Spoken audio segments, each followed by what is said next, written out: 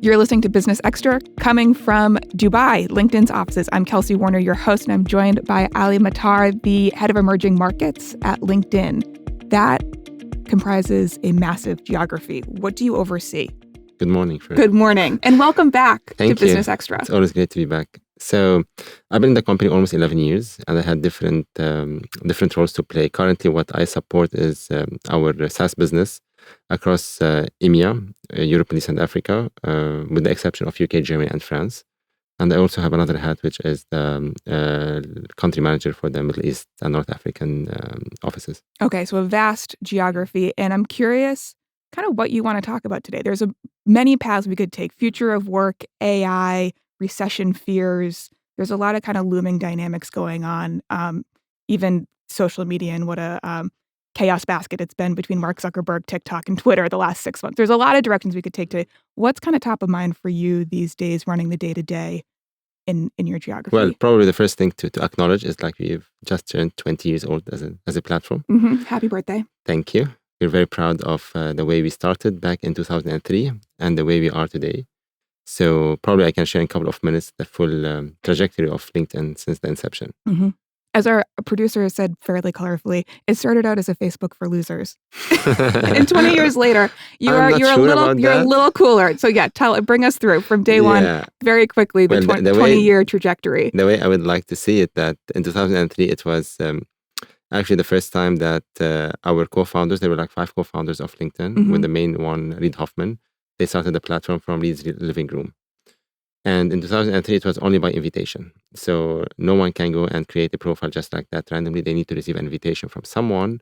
And as a result of that, they can do a profile. And I think speaking with some of our co-founders back in the days, it did feel like they've given it a year at that point in time to see if there will be enough members acquisition and engagement then to make a decision how they want to carry it forward.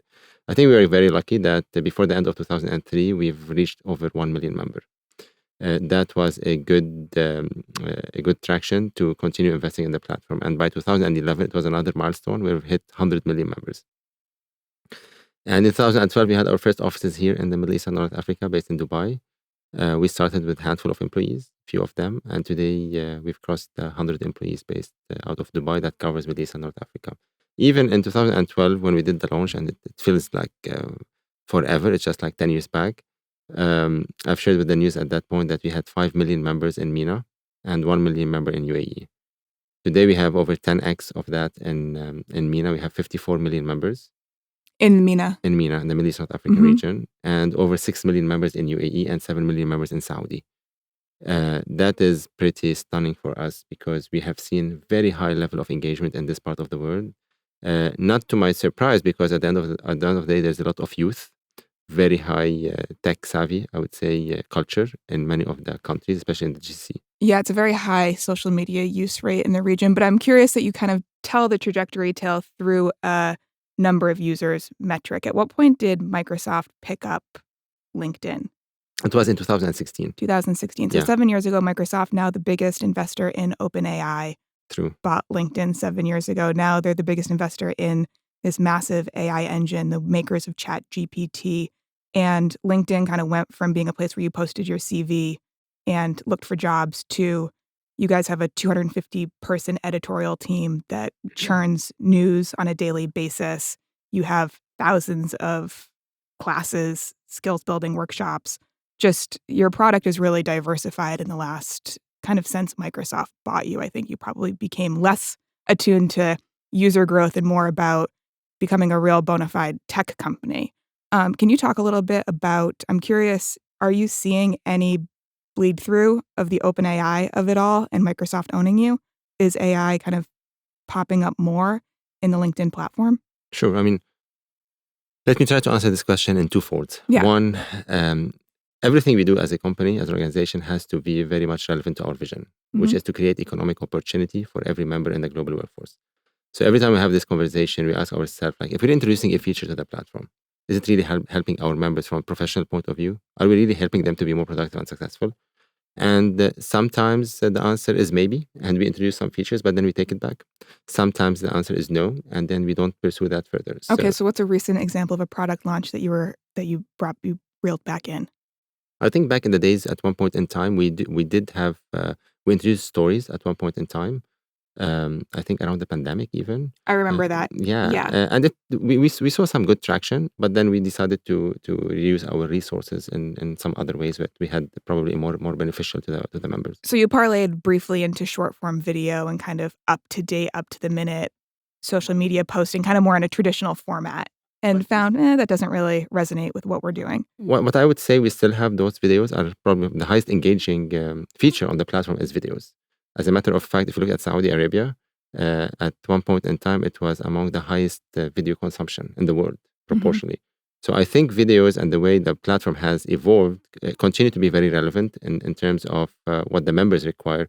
But we always try to put our resources in ways that make it, say, more relevant from a professional point of view. So yes, whenever we're introducing a feature, we always ask ourselves if this is relevant or not.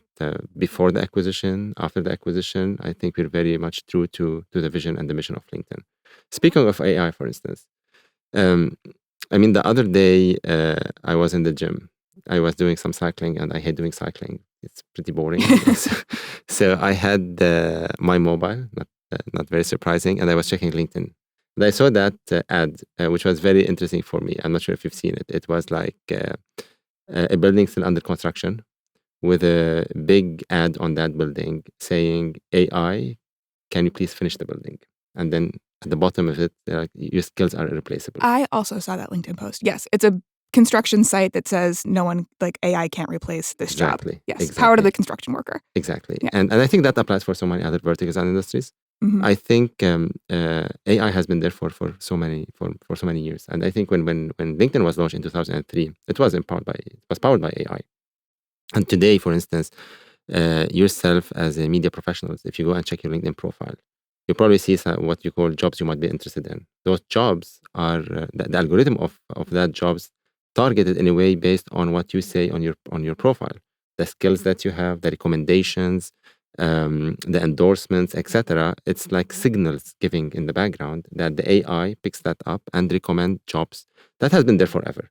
I think what AI is introducing right now, or what AI is bringing to the world, probably a little bit more efficiency, but adding to many different industries where in the past they were more traditional industries.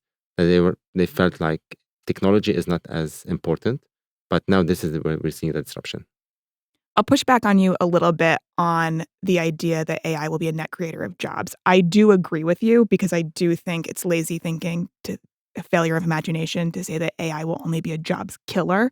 But for those who are afraid, for those who are feeling insecure, where are the jobs in AI going to come from? So if we look historically over the last few years and we compare the jobs that are posted on the platform today, we see the majority of the jobs that are posted require skills related to digitization, to artificial intelligence, to augmented reality, 3D printing. That's where we see a huge uptick in terms of the jobs that are required. These jobs were not in play a couple of years back. So that's a new market. That's a new set of jobs created for people who are interested to be in that domain. In the past, there were so many traditional industries. Think of manufacturing, automotive, etc. Digitization was not something they were considering pretty seriously. They were doing good business by doing what they've been doing for so many years. And I think with the COVID and then with the introduction of AI, they had to transform the way they do business to continue being relevant. And that itself created a huge number of jobs, again related to the technological aspect. And that applies to the retail industry, that applies to the hospitality industry, the healthcare industry. Those jobs were not there in the past. I think that's where we see the uptick. I'm curious also if you have advice for people thinking about the next 10, 20 years, looking ahead, a generation forward in education. What should people be focused on in terms of what they're actually learning? Because I agree with you, again, that AI is going to be a net creator of jobs, but it's not necessarily going to be coders. ChatGPT can spit out apps. It can spit out websites. We don't necessarily need somebody who knows Python or whatever to now code these websites. But you still do need data scientists, engineers, front-end developers to make these things look and work correctly. But scanning ahead, 10 to 20 years, what are the skills? Well, here's the thing. Let me split this into two parts: the hard skills versus the soft skills. And I think many of our conversations were as well not focusing on the importance of the soft skills. And especially during the pandemic, we have seen people who have soft skills are the one who were highly on demand in the market. Soft skills like leadership skills, like compassion, like especially in your leadership position or management position, these are skills that every single organization requires. Today, when I talk to my clients, they keep asking me, help me find ways to interview for culture. I mean, that person might be the best coder ever, but might not fit our culture. So the soft part will continue to grow and will continue to be relevant. Now, on the hard skills part, on the technical skills, I still think even if ChatGPT is an app, at the end of the day, you still need people to develop those apps. And that again across many different verticals that in the past we have not seen any. So I have a son who's 8 years old. I mean, not that he listens to me for everything I say, but if he wants to get into a certain career in the future, or he wants to go into university, I would definitely encourage him to focus on technical related skills, on digitization. I don't see this as sunsetting anytime soon. I actually believe this is the future. The World Economic Forum, kind of informed by some LinkedIn data, predicted that 1 in 4 jobs is going to change in the next 5 years, that there's going to be just a massive amount of churn. And this level of upheaval in the jobs market is a business opportunity for LinkedIn. But imagine your engagement goes way up when there's a lot of people searching for jobs. So how are you guys thinking about this current moment in time when it comes to the jobs market? And can you talk a little bit more about this churn and what you're doing to prepare for it? So actually, as per our data, we believe artificial intelligence will probably create over 220 million jobs in the coming few years. Right. It's meant to be a net jobs creator. Exactly. It's a failure of imagination to say that AI is going to steal all of our jobs. Exactly what we thought probably when the internet came. People said, like, it's going to take all the jobs. But in reality, it created more jobs. And I think, I don't think it's about technology only. It's about people who invest in themselves through reskilling and upskilling. I think employers who invest in their own employees will be very critical to the future of the workforce.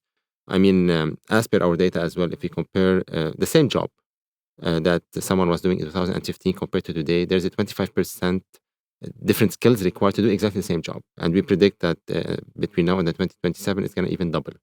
So in order for someone to continue to be successful in doing their existing job, they need to learn new things. They need to get, I would say, they need to familiarize themselves with new technologies in order to be successful in the existing job.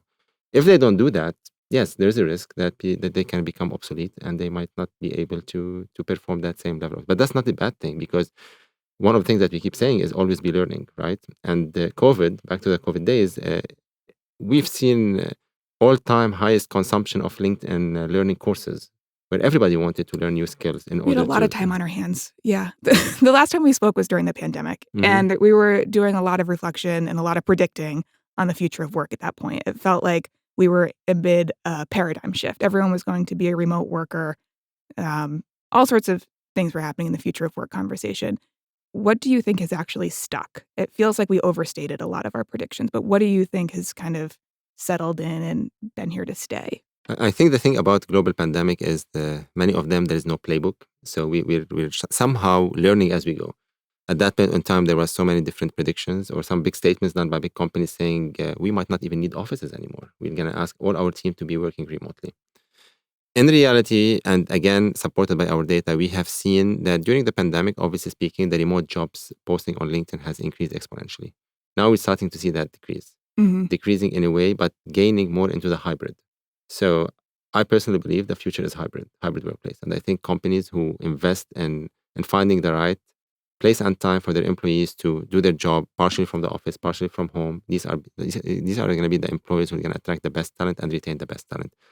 And I don't see it as going to be a 100% remote workforce or 100% on-site. Unless you're a dentist, for example, or a driver, then you probably need to be in your office most of the time, if not all the time. Right. I would have been curious had we had the Apple spatial computing headset and ChatGPT. If we had those two tools available to us during the pandemic, how things would have shaken out. Because I do think really all we had at our disposal back in those days was Zoom. We're really relying on Zoom.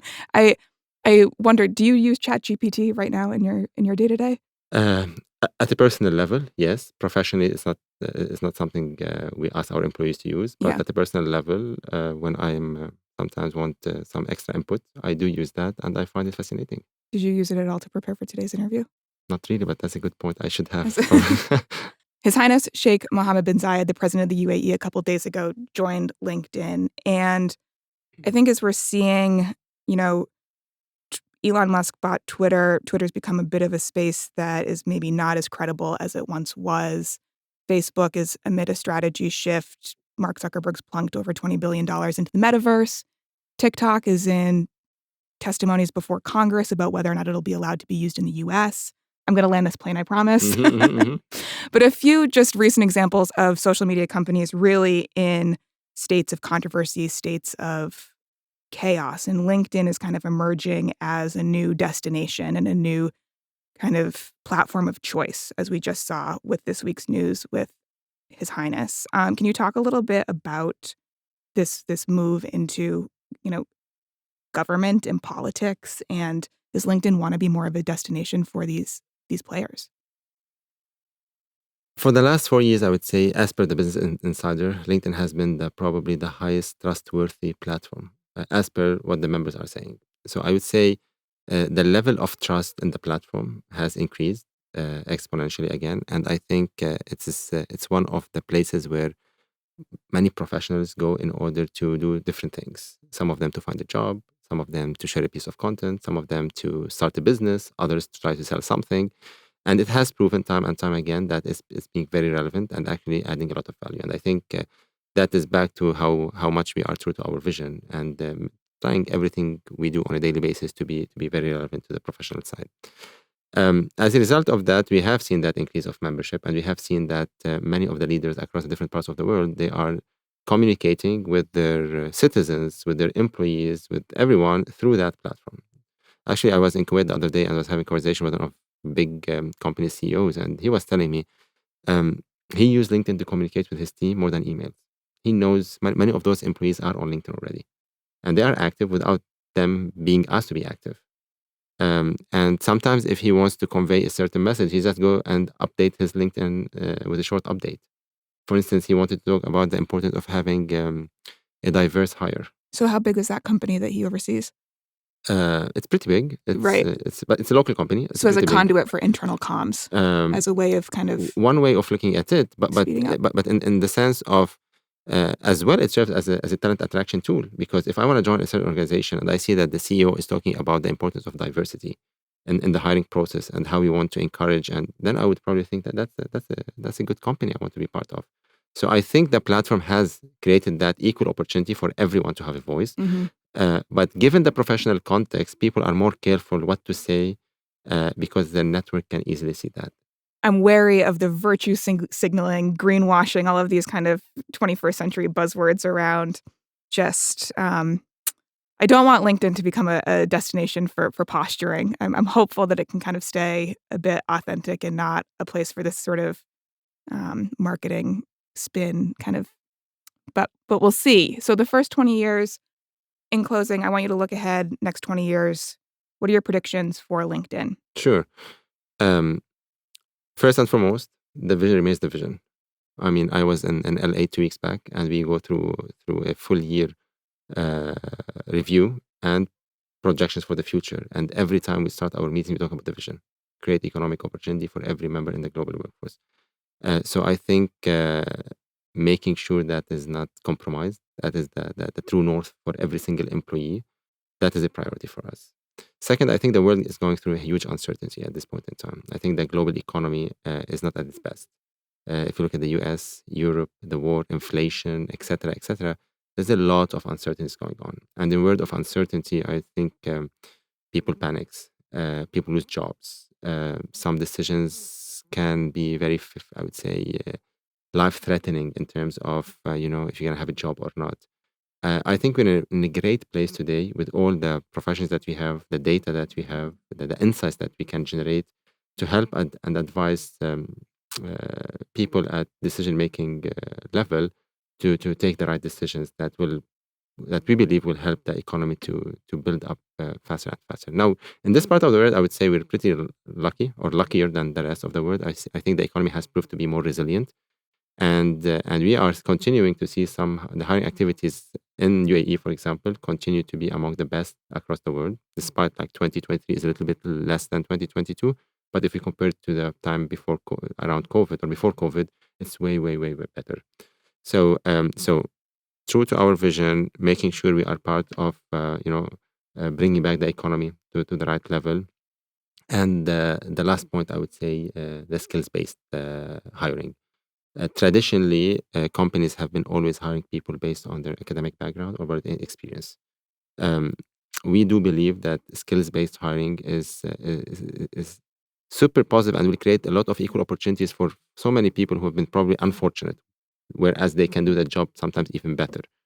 We are working from a features point of view on the platform, but we're also running some really good pilots with some of our big clients just to understand how we'll be able to introduce that feature and help them hire people based on skills. As a matter of fact, today, over 45% of recruiters who use LinkedIn to find people use skills to search and reach out to people. And we have seen over 300 million members continuously updating their skills, as they know that skills, I would say, is the new currency for That's us. An interesting kind of trend shift. I'm interested, if you were in LA a couple weeks ago, did you set targets? Do you have a user growth target through next year? That wasn't part of the conversation. That's not the way we look at it. I think those type of meetings are mainly focused on how we're going to be able to realize our vision.